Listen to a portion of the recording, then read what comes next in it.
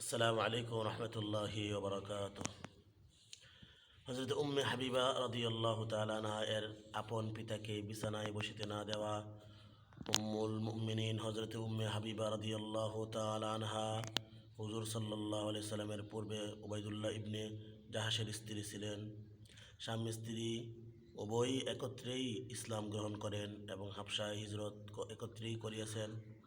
সেখানে যাওয়ার পর স্বামী মুরতাদ ধর্মচ্যুত হইয়া যায়, অর্থাৎ ইসলাম ধর্ম ছেড়ে দিয়ে আবার পুনরায় সে বেদিন হইয়া যায় এবং ওই মুরতাদ অবস্থায় ইন্তেকাল করে এবং সে বেঈমান অবস্থায় মৃত্যুবরণ করেছেন। অর্থাৎ উম্মে হাবিবা রাদিয়াল্লাহু তাআলা আনহা এই বিধবা জীবন হাবশাতেই অতিবাহিত করেন। হুজুর সাল্লাল্লাহু আলাইহি সাল্লাম সেখানে বিবাহের পয়গাম পাঠান এবং হাবশার বাদশার মাধ্যমে বিবাহ সম্পন্ন হয়। ইহার বিবরণ এই অধ্যায়ের শেষ দিকে হুজুর সাল্লাল্লাহু আলাইহি সাল্লামের বিবিদের বর্ণনায় আসিবে। বিবাহের পর তিনি মদিনা তাইয়্যিবায় চলিয়া আসেন। উম্মে হাবিবা বিবাহের পরে মদিনায় চলে আসেন। হুদায়বিয়ার সন্ধির সময় তাহার পিতা আবু সুফিয়ান সন্ধির বিষয়টি আরও পাকা করিবার উদ্দেশ্যে হুজুর সাল্লাল্লাহু আলাইহি সাল্লামের সহিত আলাপ আলোচনার প্রয়োজন ছিল। বিদায়ী মদিনায় তাইয়্যিবার মদিনায় আসেন। মেয়ের সহিত দেখা করিতে গেলেন। সেখানে বিছানো ছিল। তিনি উহাতে বসিতে চাইলে উম্মে হাবিবা রাদিয়াল্লাহু তাআলা আনহা বিছানা উল্টাইয়া দিলেন। পিতা আশ্চর্য হইলেন যে যে ক্ষেত্রে বিছানোর কথা সেক্ষেত্রে সে বিছানাকে গুটাইয়া ফেলিল। জিজ্ঞাসা করিলেন, এই বিছানা আমার উপযোগী ছিল না, এই জন্য গুটাইয়া ফেলিয়াছ, নাকি আমি এই বিছানার যোগ্য ছিলাম না? উম্মে হাবিবা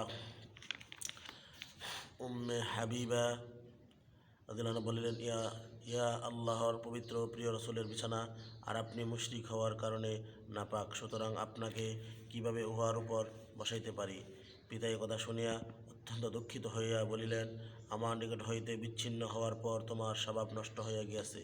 কিন্তু উম্মে হাবিবা রাদিয়াল্লাহু আনহা এর অন্তরে হুজুর সাল্লাল্লাহু আলাইহি সাল্লামের প্রতি যে ভক্তি শ্রদ্ধা ছিল,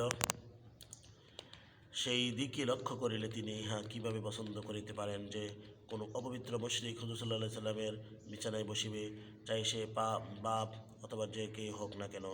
একবার হুজুর সাল্লাল্লাহু আলাইহি সাল্লাম হইতে চাষতের 12 রাকাতের ফজিলত শুনিয়াছেন, অতঃপর আজীবন উহা নিয়মিত আদায় করিয়া গিয়াছেন। তাহার পিতাও, যাহার ঘটনা এইমাত্র বর্ণিত হইয়াছে, পরবর্তীতে মুসলমান হইয়া গিয়েছিলেন। সুবহানাল্লাহ। উম্মে হাবিবার বাবাও শেষ পর্যন্ত মুসলমান হয়ে গিয়েছিলেন। সুবহানাল্লাহ। পিতার ইন্তেকালের তৃতীয় দিন খুশবু আনাইয়া পিতার ইন্তেকালের পর তৃতীয় দিন খুশবু আনাইয়া ব্যবহার করিলেন এবং বলিলেন, আমার খুশবু ব্যবহার করিবার প্রয়োজন নাই, আগ্রহ নাই, কিন্তু আমি হুজুর সাল্লাল্লাহু আলাইহি সাল্লামকে ইহা বলিতে শুনিয়াছি যে কোনো মহিলার জন্য আপন স্বামী ব্যতীত অন্য কাহারও বেলায় 3 দিনের অধিক সুখ পালন করা জায়েজ নয়। তবে স্বামীর জন্য 4 মাস 10 দিন সুখ পালন করিতে হয়। তাই খুশবু ব্যবহার করিতেছি, যাহাতে সুখ বোঝা না যায়।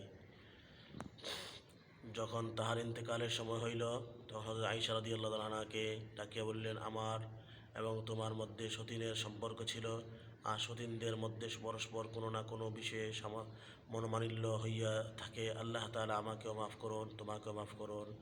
আয়েশা রাদিয়াল্লাহু তাআলা আনহা বলেন, আল্লাহ তাআলা তোমার সব কিছু মাফ করিয়া দিন। এই কথা শুনিয়া বলিতে লাগলেন, এই মুহূর্তে তুমি আমাকে অত্যন্ত আনন্দিত করিয়াছ। আল্লাহ তাআলা তোমাকে আনন্দিত ও সুখে রাখুন।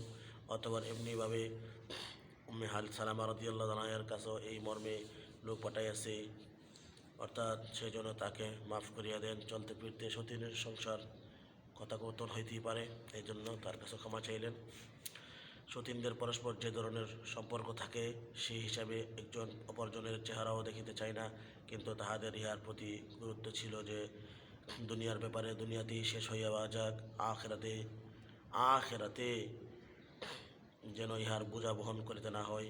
আর হুজুর সাল্লাল্লাহু আলাইহি সাল্লামের প্রতি তাহাদের ভালোবাসা ও ভক্তি শ্রদ্ধা কতটুকু ছিল, তা বিছানার ঘটনা হইতেই অনুমান করা গিয়াছে। সুবহানাল্লাহ, সুবহানাল্লাহ, সুবহানাল্লাহ। নবীদের বিবিরা কত সুন্দর ছিল, কত সুন্দর আখলাক ছিল, নবীর প্রতি কত মহাব্বত ভালোবাসা ছিল। আজকে দুনিয়ার মানুষ নবীজিকে ভালোবাসে না, নবীজির আদর্শ মানে না।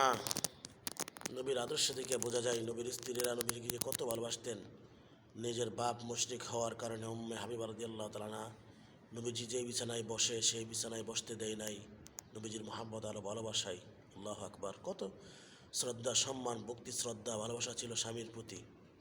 এর থেকে আমাদের দুনিয়ার সকল মা বোনেরা শিক্ষা অর্জন করা উচিত যে একজন স্ত্রী স্বামীর প্রতি কতটুকু শ্রদ্ধা, সম্মান, ভালোবাসা প্রয়োজন।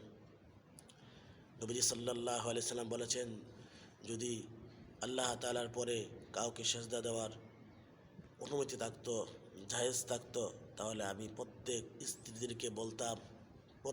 স্ত্রীদেরকে বলতাম, অনুমতি দিলাম, হুকুম দিতাম যে তাদের স্বামীকে যেন তারা সেজদা করে। কিন্তু আল্লাহ সুবহানাহু ওয়া তাআলা, আল্লাহ তাআলা ব্যতীত অন্য কাউকে সেজদা করার সুযোগ দেয় নাই। এই জন্যই নবীজি সাল্লাল্লাহু আলাইহি সাল্লাম এই কথা বলেন, অনুমতি দেয় নাই। তো কতটুকু গুরুত্বপূর্ণ হইলে নবীজি সাল্লাল্লাহু আলাইহি সাল্লাম স্বামীদের ব্যাপারে এই কথা বলেছেন। তাই আসুন আমরা সকল মা বোনেরা স্বামীর কথা অনুযায়ী জীবনযাপন করি এবং স্বামীর কথা অনুযায়ী চলি, স্বামীর মনে আঘাত না দেই।